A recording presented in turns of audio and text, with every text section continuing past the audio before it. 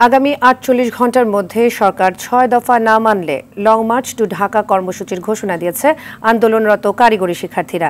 রোববার দুপুরে রাজধানীর আগারগাঁওয়ে সরকারি মহিলা পলিটেকনিক ইনস্টিটিউটে পূর্ব ঘোষিত মহাসমাবেশ থেকে এ ঘোষণা দেন তারা। এ সময় কারিগরি ছাত্র আন্দোলনের প্রতিনিধি নিশান রহমান জানান, ৪৮ ঘণ্টার মধ্যে ৬ দফা নিয়ে কোনো সমাধান না এলে লং মার্চ টু ঢাকা কর্মসূচিতে যাবেন তারা। শিক্ষার্থীরা বলেন, কারিগরি সেক্টরের বৈষম্য দূর হলেই ক্লাসে ফিরবেন তারা।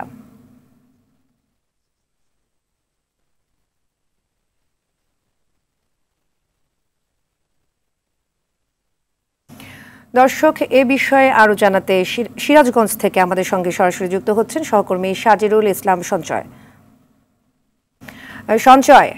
সিরাজগঞ্জে পলিটেকনিকের শিক্ষার্থীদের কোনো কর্মসূচি আজ আছে কিনা আমাদের জানাবেন।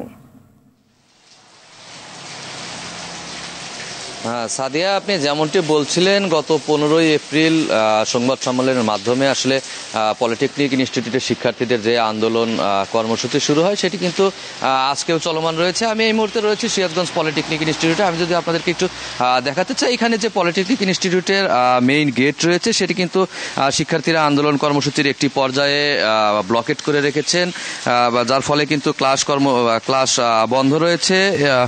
শিক্ষার্থীরা আমাদেরকে যেমনটি জানিয়েছেন যে ৬ দফা দাবিতে কিন্তু কারিগরি ছাত্র আন্দোলনের ব্যানারে তারা তাদের আন্দোলন কর্মসূচি চালিয়ে যাচ্ছেন। এই ৬ দফা কর্মসূচির মধ্যে দাবির মধ্যে রয়েছে ক্রাফট ইনস্ট্রাক্টরদের 30% পদোন্নতি বাতিল, যে কোনো বয়সে ডিপ্লোমা কোর্স বাতিল, উপসহকারী প্রকৌশলী 10ম গ্রেডে ডিপ্লোমা প্রকৌশলী নিয়োগ নিশ্চিত, কারিগরি সংক্রান্ত সকল পদে ডিপ্লোমা ডিগ্রিধারীদের নিয়োগ দেওয়া, একটি স্বতন্ত্র কারিগরি ও উচ্চশিক্ষা মন্ত্রণালয় গঠন, টেকনিক্যাল বিশ্ববিদ্যালয় গঠন।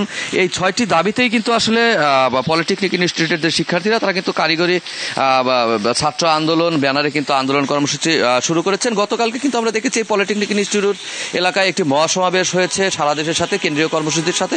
সেখান থেকে কিন্তু শিক্ষার্থীরা দাবি জানিয়েছেন যে আগামী 48 ঘন্টার মধ্যে তাদের যে 6 দফা দাবি রয়েছে এই দাবি পূরণ না হলে কিন্তু তারা লং মার্চ টু ঢাকা কর্মসূচি ঘোষণা করবেন। আজকে সকালে আমরা পলিটেকনিক ইনস্টিটিউটে এসে যতটুকু জানতে পেরেছি, আজকে বেলা 12টায় কিন্তু পলিটেকনিক সারা দেশের যে পলিটেকনিক ইনস্টিটিউটগুলো রয়েছে সেগুলোর যে প্রশাসনিক ভবন রয়েছে সেই প্রশাসনিক ভবনগুলোতে কিন্তু তালাবদ্ধকরণের একটি পরিকল্পনা গ্রহণ করা হচ্ছে, যেটি আজকে বেলা 12টা নাগাদ কিন্তু বাস্তবায়ন হতে পারে। আরেকটি বিষয় যে গত 15ই এপ্রিল সংবাদ সম্মেলনের পর থেকে ধারাবাহিকভাবে 16ই এপ্রিল বিক্ষোভ এবং সড়ক অবরোধ, 17ই এপ্রিল টেকনিক্যাল শিক্ষার্থীদের সাথে সরকারের ঊর্ধ্বতন কর্তৃপক্ষের একটি সভা অনুষ্ঠিত হয়েছিল, যেখান থেকে কিন্তু ফলাফল আসেনি, যার ফলে কিন্তু 17ই এপ্রিল থেকেও ধারাবাহিকভাবে রেলপথ অবরোধ, মশাল মিছিল সহ বিভিন্ন কর্মসূচি পালন করা হয়েছে।